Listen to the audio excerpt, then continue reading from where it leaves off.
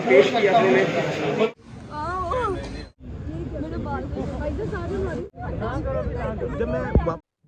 शुरू अल्लाह के नाम से जो नहायत मेहरबान रहम करने वाला। अस्सलाम वालेकुम नाज़रीन, आप देख रहे हैं हारून व्लॉग और मेरा नाम है मोहम्मद हारून। मेरे साथ जो खड़ा शख्स है इसका नाम है नातिक रहमान और ये भी हमारे कोर्ट रिपोर्टर हैं। आज इन्होंने सादुर रहमान ढकी भाई के केस की दोबारा मुकम्मल कवरेज की है। इस हवाले से इनसे बात करेंगे, लेकिन उससे कबल मैं आपको बताता चलूं कि ढकी के खिलाफ मामला जो है थोड़े से तब्दील होते जा रहे हैं। ढकी पर अब अदालती गिरफ्त मजीद मजबूत होती जा रही है और इसके खिलाफ शायद आने वाले दिनों में एक और मुकदमा भी मुमकिन तौर पर दर्ज हो सकता है अगर ढकी ने अपनी ये हरकतें बंद ना की।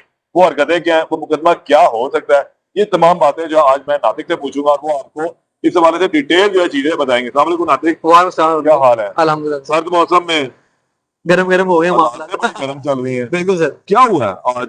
सबसे पहले तो बताओ, ये एकदम जो चीजें हैं वो एक तरफा बदलनी क्यों शुरू हो गई हैं? अच्छा हारून भाई, ये यकदम बदलना नहीं शुरू हुई, ये इसमें कहीं ना कहीं डकी की खामियां जरूर हैं।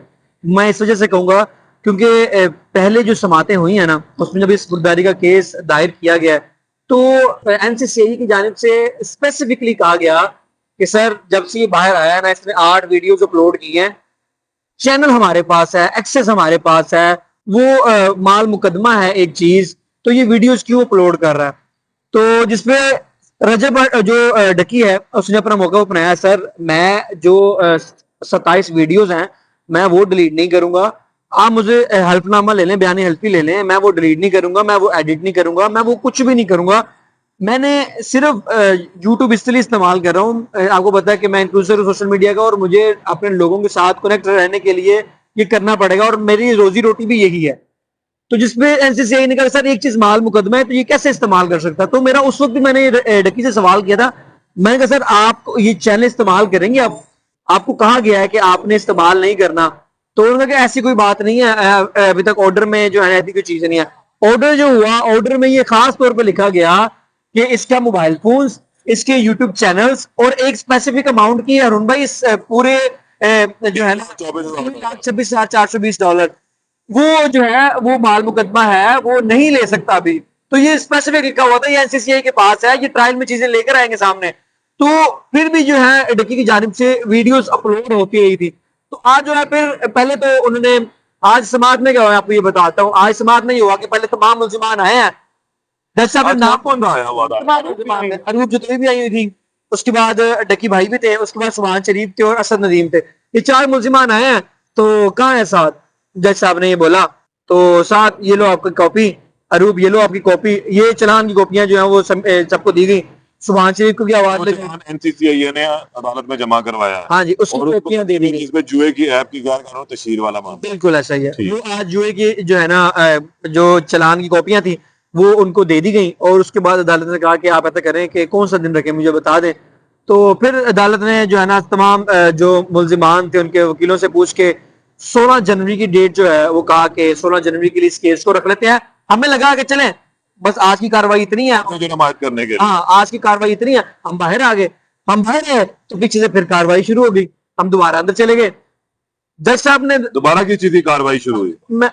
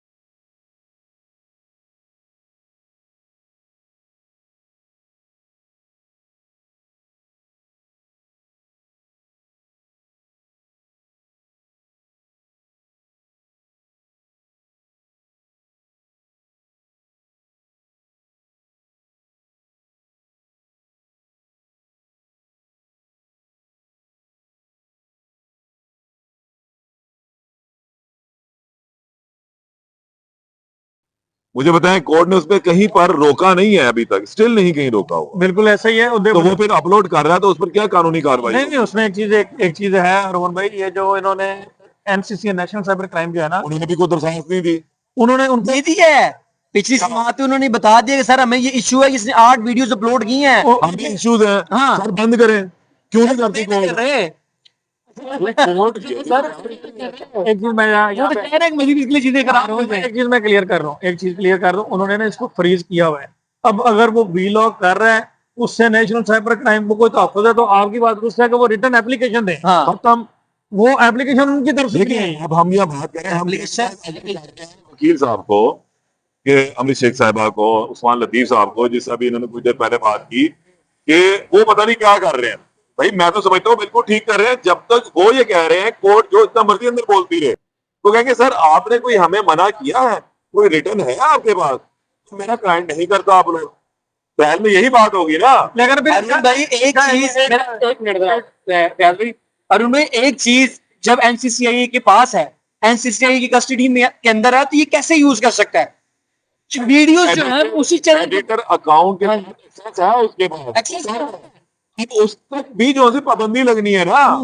देखिए हम आपको पूरा यूं घूमना है, मैं अरुण आप घूम के रास्ता निकल रहा है। अब इसमें देखें, इसमें जो तरीकाकार था वो यही बनता है कि अगर उसको फ्रीज किया गया है और साइबर क्राइम को ये लगता है कि कोई ऐसा वीलॉग अपलोड हो रहा है जो अगेंस्ट है, हाँ। तो वो उसको ये कह सकते हैं कि किसी थर्ड पर्सन के जरिए से यूज किया जा रहा है या डकी की तरफ से यूज किया जा रहा है, इसको बंद करें। तो वो उसके लिए एप्लीकेशन दें। और देखिए ये तो वो मेरे ख्याल में चोर रास्ते हैं जो ढकी को बता दे, एनसीसीआई वालों को नहीं बता दे। ढकी ने वो चोर रास्ता इख्तियार किया, अब ओपन हो गया, तो भाई आप उस रास्ते को भी बंद कर दें। एनसीसीआई के हाथ तो नहीं बांधे ना किसी ने। हाँ बिल्कुल। और उसके जो वकील हैं वो तो बिल्कुल चिल चल रहे हैं, बिल्कुल ठीक चल रहे हैं। वो तो कहेंगे कि जनाब जब आप मुझे कोर्ट का ऑर्डर दिखाएंगे ना लिखा हुआ कि जनाब totally ban, can't upload, return condition, ऐसा कुछ नहीं लिखा। मैं आपके यहाँ से एग्री करता हूँ, ऐसा कुछ नहीं लिखा। अपलोडिंग बंद कर देगा, लेकिन इसमें ना एक तो चलाएगा। अच्छा कांट बैन की बात जो है ना, ये वो अपने मुंह से कह चुके हैं। अरुण भाई मेरे ख्याल में ये क्लैरिटी भी आ जाएगी कि नेक्स्ट टाइम जब नेशनल साइबर क्राइम कोई चीज को फ्रीज करेगा ना, हाँ। वो लिखेगा कि एडिटर भी और ओरिजिनल अकाउंट भी टोटली बैन है। आज भी जल्दी है ना।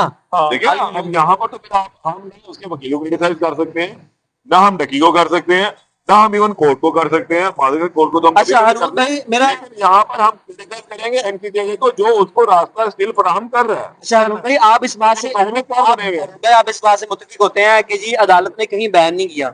नहीं किया। अदालत ने ये भी तो नहीं कहा कि आप इस्तेमाल कर लें। तो जब अदालत ने बैन भी नहीं किया, अदालत ने इस्तेमाल, बयान देखिए अदालत में तो बैन भी किसी से बयान जमा कराया कि मेरा चैनल है, मैं इसको मेरा इतने मेरा इसमें पैसे आते हैं, या मैं इसमें जो है ना मेरा जिला मुआवजा चाहिए है, मैं इसमें जो है करना। ठीक हो इस पे गया। अदालत ने बोला कि मैंने आपको इजाजत दी, जिस पर डकी ने आज बोला अदालत सर जी मैंने आपको बयान एलपी जमा करवाया था, मेरे लिए वही इजाजत थी। तो फिर तो सर अदालत ने ये बोला है कि सर आपने परमिशन लेनी है, इजाजत मैंने देनी है। तो भाई दे ना, बैन एलपी लेकर क्यों रखा हुआ है? सर नहीं दी ना इजाजत।